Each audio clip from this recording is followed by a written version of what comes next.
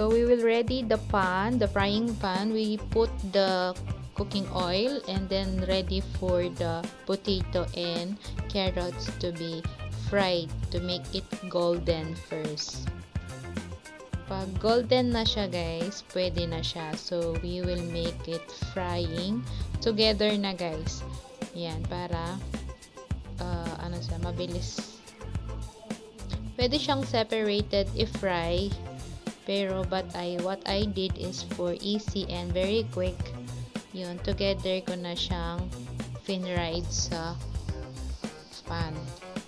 So after yan, pag naging brown na sila, so pwede na muna natin siyang i-set aside. So ayan, waiting for to make it brown. Para lang siyang half-cooked yung dating. So, ayan, medyo na-toast na yung carrots at saka potato. So, ready natin siyang isalin. So, sinalin ko na nga siya ngayon. Next, on the same pan, the bell pepper, decatted bell pepper, yellow bell pepper, and red bell pepper. Ayan, saute-saute lang natin para maging brown din siya. Half-cooked din yung dating niya, guys. So, after maging ano niya, ayan, ready na siya.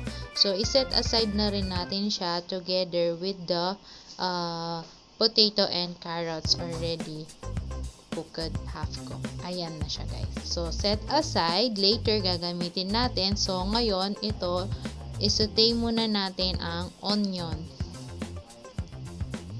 So, ayan, in the same pan pa rin, guys, onion. Cutted onion. So, saute din until to make it brown. So, ayan. So, ready na siya.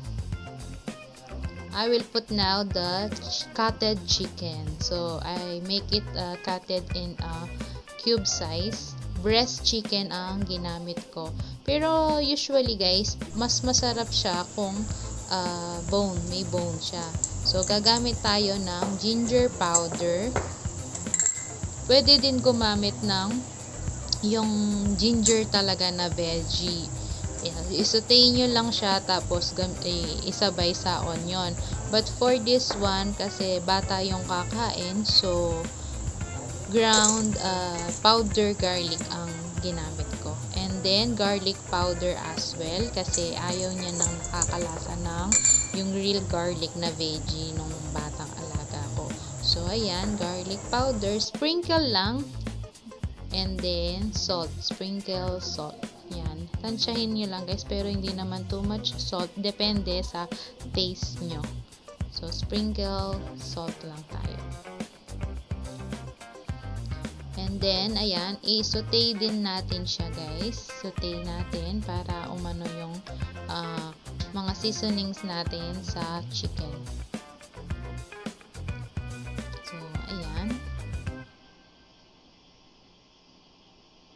Ano lang siya, so sa natural heat lang tayo. And then after that, we have coconut milk. So, ilagay natin. So, dahil half kilo lang yung breast ko, so ginamit ko is 3/4 coconut milk lang siya. So, ayan, ayusin lang natin and then i-cover natin for shimmering. Pakuliin lang natin mga 5 to 10 minutes. Ayan. So, hintayin natin siya na mag-shimmer, kukulo-kulo. Tapos, bubuksan natin siya ulit para lagyan ng curry powder. So, ito yung curry powder at saka sweet pepper. Kaya, sweet pepper ang ginamit ko. Pwede rin naman ng black pepper yung gamitin nyo na ground. Sweet pepper para hindi siya gaanong mahanghang para sa bata. So, ayan, half teaspoon lang ang gagamitin ko para sa sweet pepper. Lalagyan din natin ng curry powder. So, dahil hindi, ayan, half teaspoon. So, another, half. Kasi much more ang curry powder na ilalagay. So, bali 1.5 teaspoon ang nilagay ko.